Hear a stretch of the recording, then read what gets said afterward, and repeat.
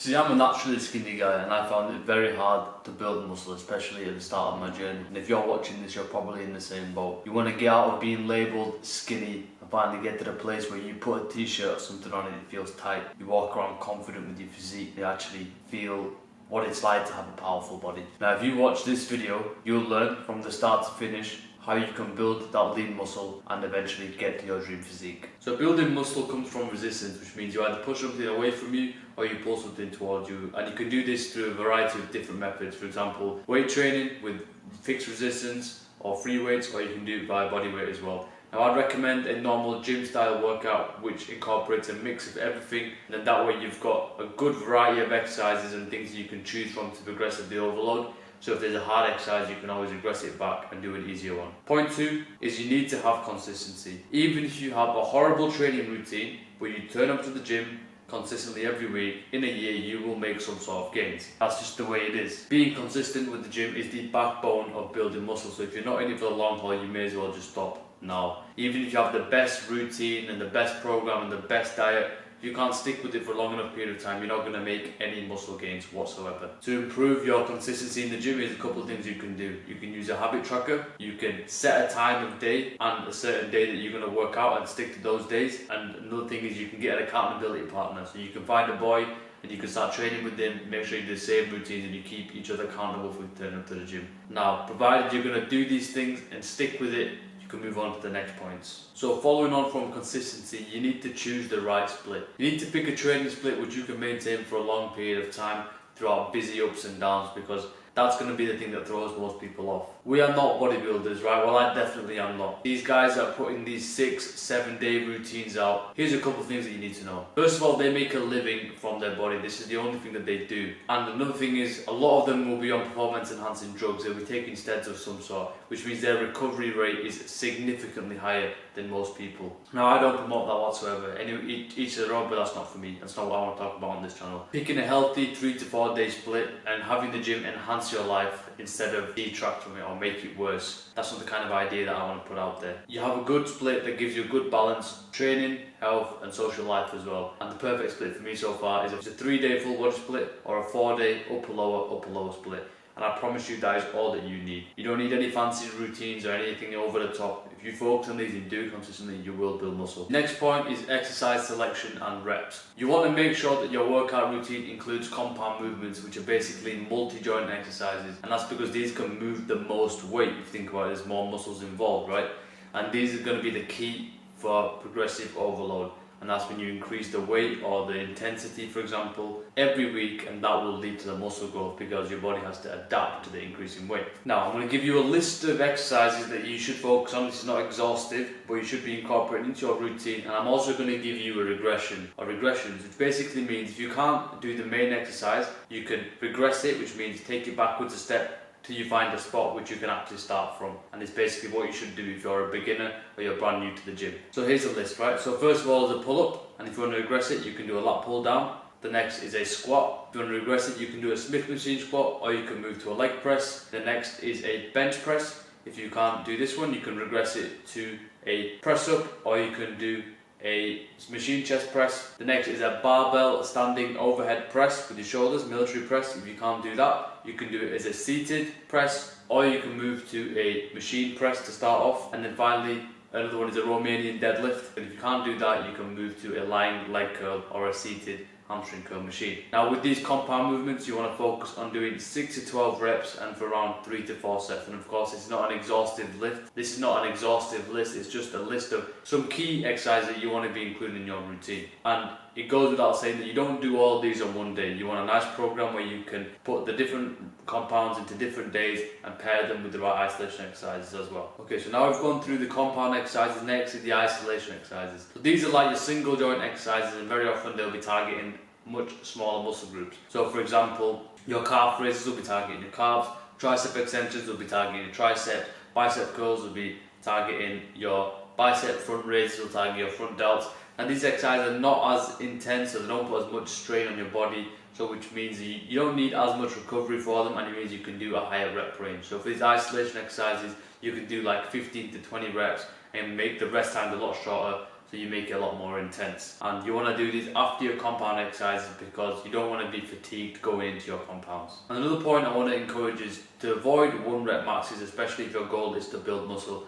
I spent years just improving my 1 rep max, and I realised that after a long period of time it wasn't really doing much for muscle growth at all. 1 rep maxes translate directly to strength, so improving the amount of load you can lift, and does very little for muscle growth itself. And another thing is, the higher you go to your 1 rep max, the higher the weight that you're going to lift and the more chance of injury that you're going to have. Now to me, it's not a worth it situation. If I could go back, I'll just avoid it and just focus on the hypertrophy range and improve my strength in there. The next point is understanding form and range of motion. When we're trying to build muscle, is not just moving the weight from A to B. It matters how it's done. We have to ensure that the target muscle is doing the lifting and the tension is being put on that and not any other nearby muscle or joint, you know? And the better that you get at focusing on a target muscle, the better that your form will be. That's why people say someone has really good form. That's simply what it is. And just like anything, it is a skill, and it takes time to improve for each and every exercise. That's why a massive mistake people make is switching routines every couple of weeks, because they're not giving their bodies and mind enough time to learn the nuances of each exercise and get good at it. You want to stick with a routine for a decent amount of time, at least 8 weeks, to allow your body to understand how to perform each exercise correctly. Now, form obviously changes between each exercise, but there's a couple of general tips which you can keep in mind. One is to always control the weight. We want to be making sure the tension is being put on the muscles and not the joint. If you're bouncing weights, it's not going to be on your muscles, it's going to be your joints that are going to be doing the movement. So for example, you want to be squeezing at the top of a bench press, and that way you're forcing your chest to contract. And the other way is, for example, if you're doing a pull-up, you want to make sure your lats are extended all the way down when you're pulling back up. That's encouraging a good range of motion as well. And obviously each exercise will have its own training tips and own form guides that you want to follow. They were just a few examples. You will see, and I promise you this, when you go into a gym, you will see people that lift weight that they can't lift and do it for a half rep. Half reps do nothing if not ruin your progress and potentially even cause imbalances and injuries. Yes, you won't be able to lift as much weight, but I just want to urge you, if you can bite the bullet now, do the less weight but do it with full range of motion, your muscles will be developed so much more than people that are doing half reps. You always want to be training with full range of motion. It's good for your posture. It's good to avoid any imbalances as well. Now I know there's quite a lot of information here. I'm going to leave a simple full body routine, 3 days that anyone can use and basically build off, and I'll leave that in the description so you can check it out completely for free. The next point is to go on a lean bulk. A bulk basically means you're on a caloric surplus, so you're eating more calories than your body burns, and that essentially helps you put on weight. Now when you are in a caloric surplus, that is the best time to gain muscle as well. But what we do with a lean bulk is we don't do excessive bulking, which means, you know, when you see people eat the 3,000, 4,000 calories, stuffing themselves with loads of unhealthy food, to do a lean bulk, which means that you maximize the muscle and you minimize the fat that you put on. So it's a win-win situation. It just takes a bit more patience, right? And the benefit of this is you're not, like I said, eating all these dirty foods which will mess with your mind and make you more fatigued, make you more lethargic, make you more lazy, cause skin problems and spots and all that. You're having clean food, but you're just doing it on a surplus. If you want to calculate your calories, it's very simple. You can just go on this website called caloриecalculator.net and you input your weight and the information that it asks you, and it'll give you a general guide that you want to follow. And you want to go for the one which lets you add the least amount of weight each week, because that will be closer to the lean bulk. So the more weight that you put on, most likely more fat you'll put on. So in a lean bulk, you want to focus on maintaining a high protein diet to maximize muscle growth, and you want to increase your carbs and your fats. So with your carbs, focus on more whole wheat and more natural food sources like potatoes, brown rice, whole wheat wraps, brown bread, brown pasta, much better digested by your body and much more closer to what the earth produces. And with the fats, you want to stick to more natural fats as well. For example, olives, you can do different variations. Have actual olives, have olive spread, virgin olive oil, you can have nuts and natural nuts and things like that. So you've got a variety of options,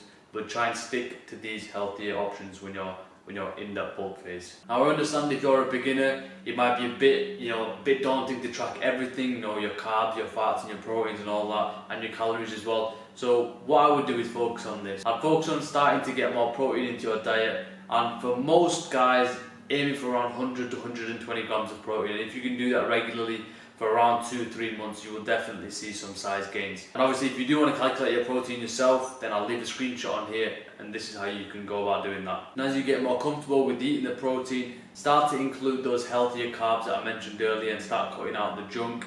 And even further from that, you can start to track your calories a bit more, start to track your carbs and your fats. But that's over time. There's no need to put too much on your plate, because that's when you get overwhelmed and you don't do anything.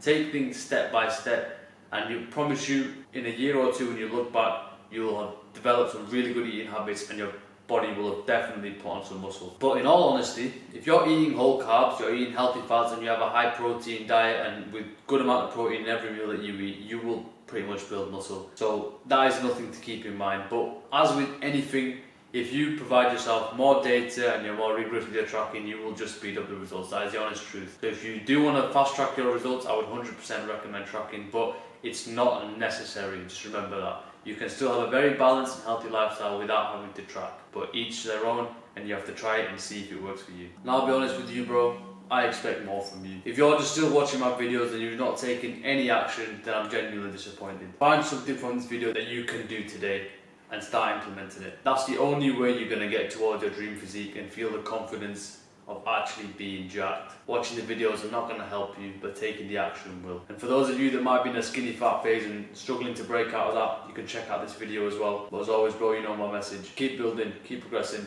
I'll catch you in the next one. Peace.